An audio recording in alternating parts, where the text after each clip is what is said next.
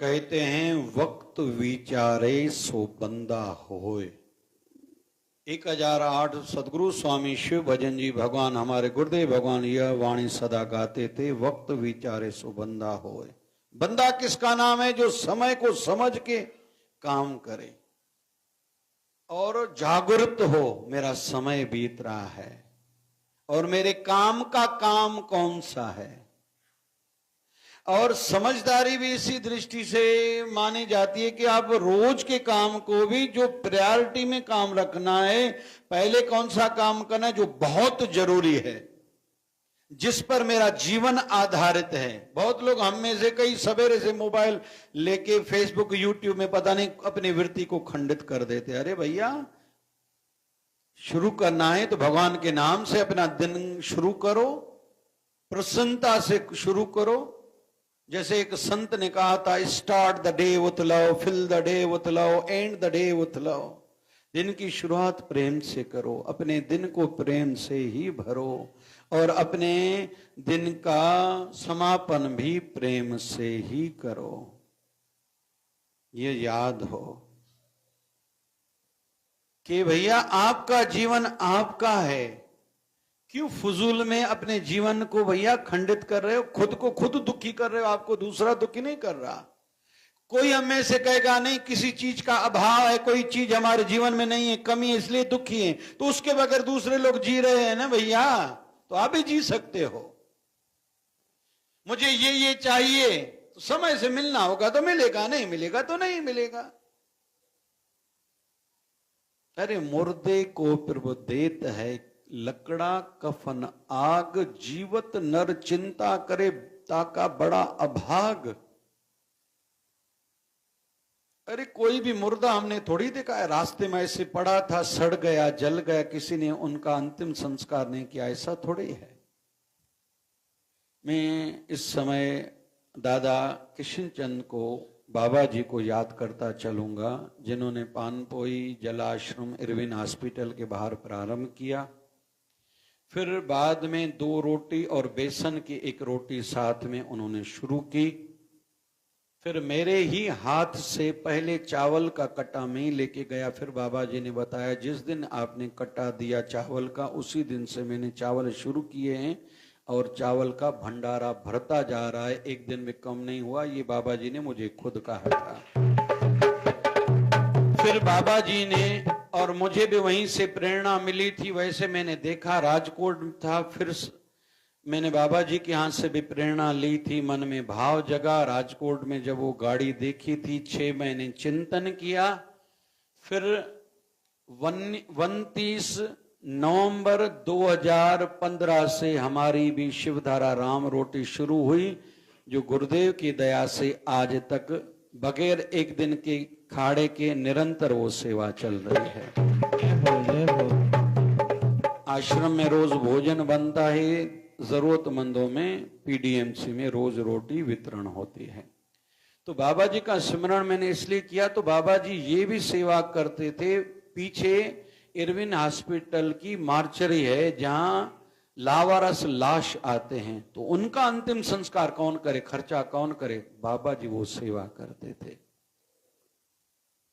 तो कुल मिला के वैसे हम संसार में देखते हैं, मुर्दे को प्रभु देत है लकड़ा कफन आग, जीवत नर चिंता करे ताको बड़ो अभाग। हम सबका अभाग है कि हमें चिंता है कि मेरा आगे क्या होगा। भगवान राम जी ने एक बार मां सीता से कहा था कि हे सीते, वनवास के समय में मैं सबको खिला के फिर खाता हूं। मां सीता के मन में संदेह आया, ऐसा कैसे हो सकता है? भगवान तो मेरे साथ रहते हैं, संसार में इतने सारे जीव हैं, भगवान कहता है सबको खिला के फिर खाता हूं, थोड़ा मैं देखूं तो सही।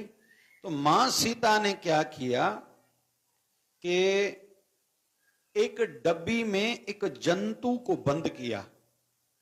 कहा मैं देखती हूं कल भगवान को दोपहर को जब भोजन दूंगी, भगवान प्रसाद पाएंगे, तो फिर मैं बाद में उनसे पूछूंगी कि जो डब्बी में जंतु बनता उसको किसने खिलाया। तो मां सीता ने ऐसा ही किया। दूसरे दिन दोपहर का भोजन बनाया, राम जी को थाली परोस के दी, भगवान ने प्रसाद पाया।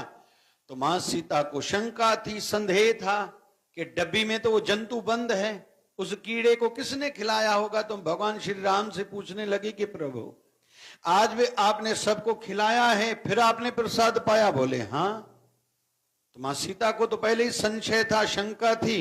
वो डब्बी लेके आई, पहले डब्बी को अंदर में खुद देखा कि इसने खाया है। जैसे डब्बी खोली तो राम जी के पास लेके, इसको आपने खिलाया? तो राम जी ने कहा देखो, उसके मुख में एक चावल का दाना था।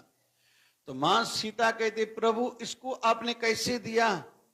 बोले तूने जो चावल धोए थे ना बनाने के लिए, तेरी अंगूठी में एक चावल फंस गया था। तूने जब डब्बी खोली उसमें से वो चावल का दाना गिरा और मैंने उसका भोजन उस तक पहुंचा दिया। सैल पत्थर में जंतो पाया, ताका रिज़्क आ गए कर धरिया। गुरबाणी को वैसे कोई नहीं पढ़ता, वो लोग बोलते हैं पढ़ो। अरे जो पत्थरों के अंदर भी जीव जंतु हैं उसको कौन खिलाता है? उनका कोई दुकान है? उनका कोई रसोया है? उनको कौन खिलाता है? लेकिन परमात्मा उनके सामने उनका भोजन रख देते हैं। और एक बार गुरु अमरदास जी ने, तीसरी पातशाही है गुरु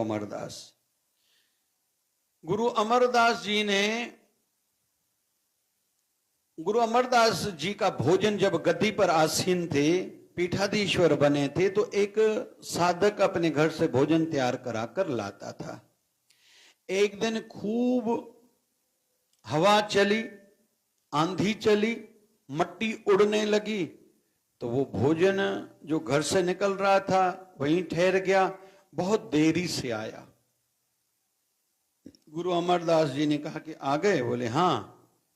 तो कहने लगा कि गुरुदेव पता नहीं भगवान को इसमें क्या मिलता है कि आंधी तूफान चलाता है, मुझे आने में देरी हो गई और आपने प्रसाद देर से पाया। तो गुरु अमरदास ने कहा ऐसा नहीं कहो भैया। बोले नहीं, आंधी तूफान का क्या फायदा होता है? कभी कभी हम लोग देखते हैं कि समुद्र के ऊपर बारिश पड़ती है, क्या फायदा? भगवान को भी समझता नहीं है। तो गुरु अमरदास ने कहा भैया जो हमें पता न हो इसका मतलब थोड़ी वो गलत है। कई ऐसे भी जंतु रहते हैं जो आकाश और धरती के बीच में रहते हैं, उनका भोजन यही मट्टी रहता है। जब हवाएं चलती हैं ना, वो मट्टी उड़ती है, उनके मुख में पड़ती है। ये भगवान उनको भोजन खिलाने हेतु ये लीला करता है। बोले फिर समुद्र के ऊपर बारिश से क्या फायदा?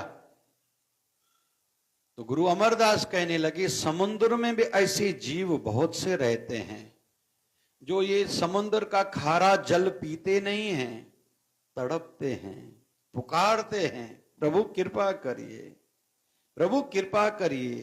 तो ये बारिश का पानी परमात्मा उनके लिए बरसाता है। उनके मुख में जब एक बूंद पड़ती है तो परमात्मा को धन्यवाद कहते हैं, क्योंकि परमात्मा तो पूरे ब्रह्मांड का मालिक है ना भाई। तो कुल मिला के हमें चिंता नहीं करनी चाहिए। समझदार वो जो समय को समझे, मुझे क्या करना है और करता जाऊं, दिनों ब दिन बढ़ाता जाऊं और उसी काम में निरंतरता हो। जो जिस भी जीवन में चल रहा है, जैसा भी जिसका जीवन है, जो भी काम है, जैसे हम लोग खाते रोज हैं, ऐसा हम में से किसी ने कहा क्या भैया इतनी जीवन बीत गई, मैंने 3 बार रोज खाया है, अभी खाना बंद कर दूं? नहीं। रोज सोते हैं। हम में से कोई ऐसा है क्या कहे कि मैं सो के थक गया हूं, आज के बाद नहीं सोऊंगा? नहीं। पानी पीते हैं, बोलते हैं, स्नान करते हैं, रोज कपड़े बदलते हैं। इन कामों में हमारी निरंतरता है, कंटिन्यूटी है, रोज करते हैं। फिर साधना में ऐसा क्यों? सत्संग में ऐसा क्यों? अरे रोज हमारी आंखें पॉल्यूटेटेड हो गई ना, खंडित हुई, दूषित हुई, बाहर दुनिया का पता नहीं गंदा क्या क्या हमने देखा। सूफियों में तो एक परंपरा है, रात को रोना सिखाते हैं, रोना। बोले क्यों? बोले रो के जो दिन भर में आंखों में बुरी कुछ तस्वीरें आई थी वो धो जाएं, आंखें शुद्ध हो, हरि दर्शन के लिए। ये सूफियों में एक परंपरा है, एक प्रविधान, एक नियम है। सूफियों में रात को रोज रोते हैं वो लोग। हमारे बाबा जी, हमारे गुरुदेव भगवान 1008 सदगुरु स्वामी शिव भजन जी महाराज जब दूसरा कोई सत्संग करता था, आंखें बंद, गर्दन नीचे, आंखों से पानी बहता था और कई कई घंटों तक गर्दन नीचे गिरी हुई रहती थी, उठती ही नहीं है। और जिसकी सुरत ऊपर चढ़ती है ना, कहीं समझ में चे तो सुरत चढ़न, कहीं समझ में चे तो सुरत जैसे चढ़ी, कैसे पता चले? एक तो लार गिरती है, लार, दूसरी गर्दन गिर जाती है। वैसे तो कईयों को नींद भी यहां आ जाती है, इसलिए कमर सीधी करके बैठने का नियम है। और जितना हो सके खुद को सहारे के बगैर बैठाया करो। सहारे की व्यवस्था हो, लेकिन मेरी कोई, ये देखो, मेरी कोई उसका आधार पर नहीं बैठा मैं। और सिद्ध आसन सिद्धि प्राप्ति के लिए होता है। एक सहज आसन, दूसरा सिद्ध आसन, जैसे मैं बैठा हूं, ये मेरा सिद्ध आसन है, ये सिद्धि प्राप्ति के लिए रहता है ये। और संत लोग ऐसे बैठते हैं जिनको सिद्धि की अभिलाषा है, लेकिन निरंतरता हो, तैयारी भी हो कि मुझे आगे क्या क्या बनना है, तो वो रोज करूं। वो कहते हैं ना कि एक गांव का व्यक्ति दूसरे किसी गांव में गया तो देखा कि गांव का वातावरण कुछ अलग था। इसको कहा जल्दी हट जाओ हट जाओ। बोले क्यों? बोले यहां से राजा की हाथी गुजरने वाली है। बोले क्या मतलब? बोले राजा की आयु हो गई है, राजा चाहता है मुझे अपना उत्तराधिकारी चाहिए, और यहां का नियम है कि हर 5 साल के बाद नया राजा चुना जाता है और हाथी चुनती है। बोले कैसे? बोले हाथी के सूंड में एक माला दी जाती है, माला जिसको पहनाएगी वो राजा बनेगा, लेकिन राजा बनेगा 5 साल के लिए। बोले फिर? बोले 5 साल के बाद उस राजा को फिर उतारा जाता है, नया राजा चढ़ता है, आसन पर बैठता है, विराजमान होता है। लेकिन जो पुराना राजा हो गया, हमारे राज्य के बाहर एक नदी है जिसमें मगरमच्छ रहते हैं, बड़े बड़े जंतु रहते हैं, जीव रहते हैं। उस नदी को पार करना रहता है, बाद में अंदर एक जंगल है, वहां जाके बाकी का जीवन उनको गुजारना रहता है। ये यहाँ का नियम है। तो गांव वाला खड़ा हो गया, देखूं तो सही ये कैसे होता है। खड़ा हो गया, क्योंकि हर जगह विचित्रता ही तो दिखाई देती है, कहाँ क्या, हर जगह का अपना एक नियम है, हर किसी की अपनी वृत्तियां हैं। जैसे एक अम्मा ने भगवान शिव जी का ध्यान किया, शिव जी राजी हो गए। बोले वरम भो, वर मांगो। बोले भगवान जल्दी कैसे मांगू? कोई भी अम्मा, शायद रामपुरी जी भी, भगवान तरसु तो सही मसत हथा है वहां, जल्दी नहीं मांगूंगी। बोले फिर? बोले मुझे सोचना है। भगवान शिव ने कहा मुझे और भी काम है। तो भगवान शिव ने लोटी दे दी। मेरी लोटी है, ओम नमः शिवाय का जप करके इस लोटी से जो मांगोगी मिल जाएगा। लेकिन ध्यान रखना, आपकी भक्ति के फल रूप में मैं आप पर तो राजी हूं, आपकी पड़ोस पर भी राजी हूं। आपको एक चीज मिलेगी, 1 रुपया मांगोगे 1 रुपया मिलेगा, पड़ोसियों को 2 रुपया मिलेगा। माई ब्यूजे पूरन दियन जी जायल। ओम नमः शिवाय ट्रायल करूं, शिव जी की लोटी को कहा 1 रुपया मिल जाए, पड़ोसियों को 2 रुपए, इसको 1 रुपया। दूसरे दिन कहा ओम नमः शिवाय 10 रुपए मिल जाए, तो पड़ोसियों को ओम नमः शिवाय, इनको 100 रुपया मुझे चाहिए, 100 रुपया मिल गया, पड़ोसियों को। वाह भाई वाह, नानक नगर वाला भी मजो वरदा, सहकार नगर वाला, कृष्णा नगर वाला भी पूजावा थी, मां रामपुरी जी। ओम नमः शिवाय, भगवान शिव जी की लोटी मेरे एक घुटनों में दर्द हो जाए और पड़ोसियों के मेरे एक कान में दर्द हो जाए, पड़ोसियों को। बहुत लोगों को दूसरों का सुख सहन नहीं होता। अरे तुम सुखी हो जाओ, तरक्की करो, उन्नति करो, तुम्हारा यश बढ़े, धन बढ़े, तुम्हारा परिवार बढ़े, यहां तक तो ठीक है, तुम्हारी भक्ति बढ़े, लेकिन दूसरों का न बढ़े ये कोई विषय है क्या भाई? लेकिन तुलसी या संसार में भांत भांत के लोग, उस गांव वाले ने कहा मैं देखूं तो सही, इस गांव का विचित्र नियम है, हाथी आएगी। सच में हाथी आई, हाथी के सूंड में माला थी, ये सामने खड़ा था, इसके गले में डाल दी। इसने कहा अच्छा तो है, मैं राजा बन गया, लेकिन ये जो बता रहे हैं 5 साल के बाद मेरी ये दशा होगी। नहीं भैया, मुझे तो यहां से जाना है। बोले जाने नहीं दिया जाएगा, अभी तुम राजा हो गए हमारे। 5 साल इसके बीते, इसको कहा गया भैया दूसरा राजा आएगा, तुम उतरो, आसन से उतरो। अच्छा था, इसने 5 साल बहुत अच्छे काम की, लोगों की पीड़ाएं सुनता था, उसका समाधान निकालता था, अच्छा था। लेकिन सभी जनता जो राज्य में रहते थे सभी रोने लगे। तो इसने कहा क्यों रो रहे हो? बोले आपकी दशा अभी अच्छी होने वाली नहीं है। बोले चल के देखो मेरे साथ, मेरी दशा अच्छी हो रही या नहीं हो रही। तो पूरे जनता के लोग इसके साथ चलने लगे। जैसे नदी के किनारे पहुंचे, देखा क्या कि पहले से ही पुल बनी पड़ी है। बोले ये कहां से आई? बोले मैंने बनवाई थी। बोले कब? बोले पहले दिन से मेरे माइंड में ये बात आ गई, 5 साल तक मेरी ये राजाई चलने वाली, हुक्म चलने वाला है, इसलिए मैं भविष्य की सुरक्षा है तो कुछ करूं, तो पुल पहले से बांध लिए है। मैं भी चलूंगा, आप लोग भी चलो। सभी ने कहा चलो चलते हैं। अभी नदी तो पार हो गई, अभी जंगल में जहां पहुंचे वहां बड़े बड़े महल तैयार थे। बोले ये किसने तैयार कराया? बोले मैंने। बोले कब? बोले पहले दिन से काम शुरू कराया था और सब सुविधाएं थी, और एक छोटा सा जैसे एक स्टेट ही बना लिया था। कई लोगों को कहा भैया आपके लिए फ्री में घर है, दुकान है, धंधा करो, यहां रहो मेरे साथ। तो एक अलग दुनिया भी बना ली। ये विषय उस केवल गांव वाले के नहीं था, हमारे लिए भी है।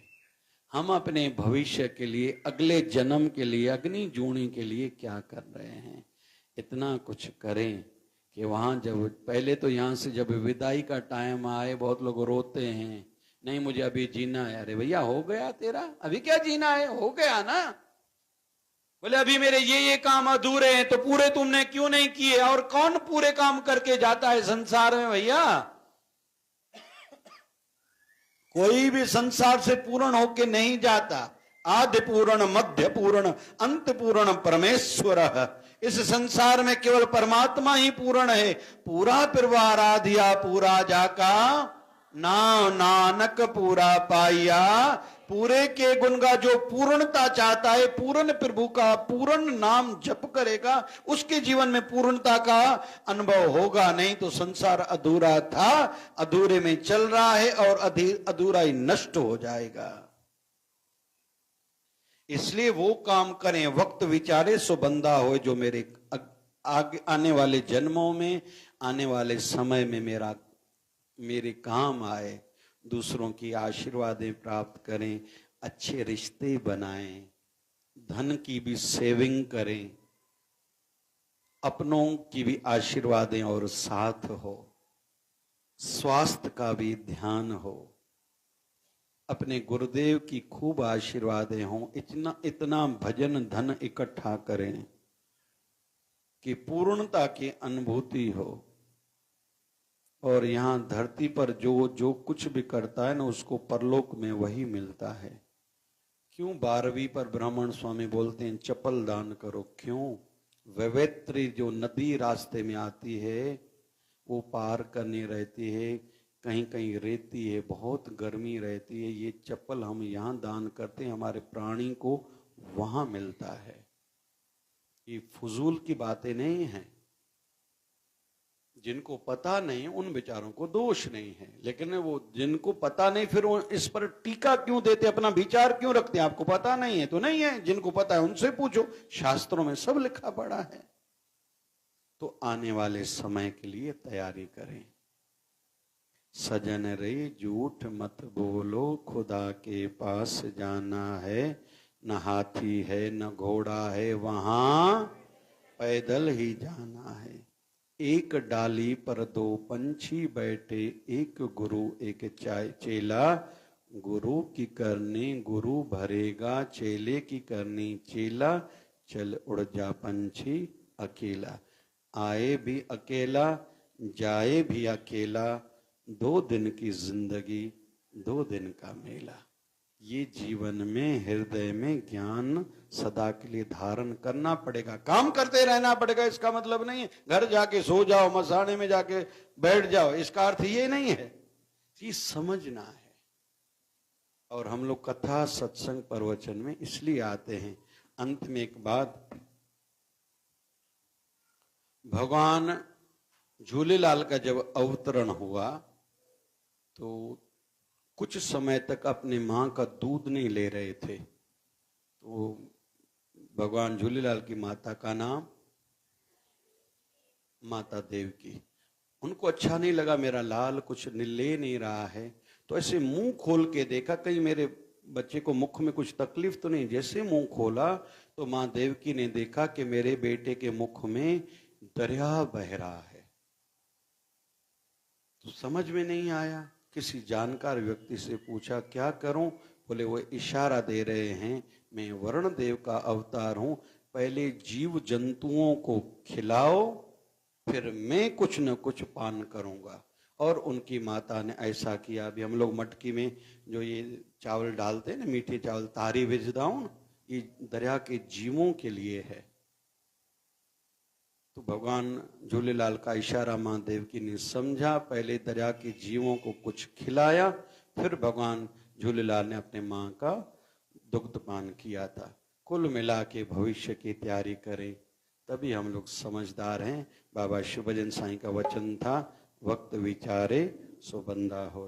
बाबा शिवभजन साईं कृपा करें, समझदार बनते जाएं, समय के साथ खुद में परिवर्तन लाते जाएं, तभी हम लोग समझदार हैं। बोल सदगुरु बाबा शिवभजन साहिब की जय।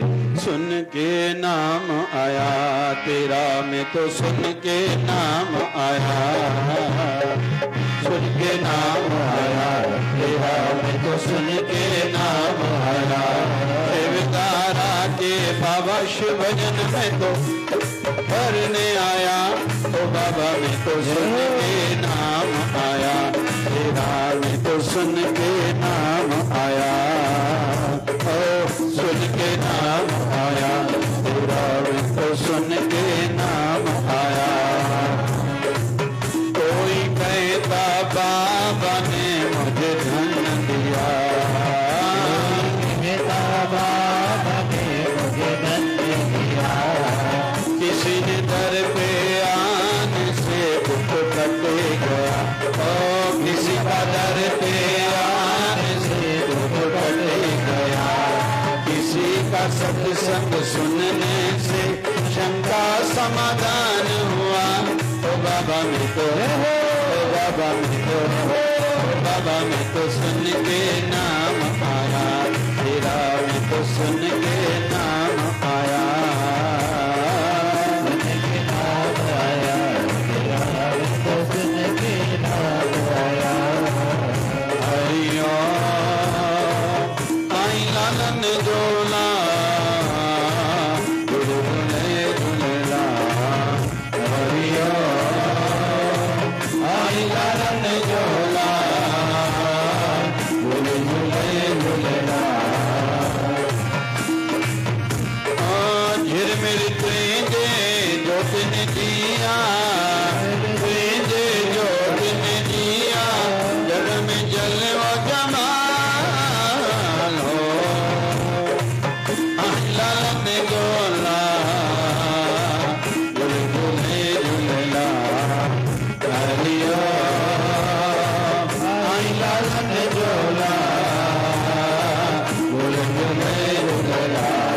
आयो लाल झूलेलाल जोतने वारो, लाल कीर्तन वारो, लाल घोड़े वारो, लाल लक्ष्मण वारो, शिक्षा वारो, लाल लक्ष्मण वारो। हरे राम राम राम हरे हरे, हरे राम हरे हरे, हरे कृष्णा कृष्णा कृष्णा हरे हरे।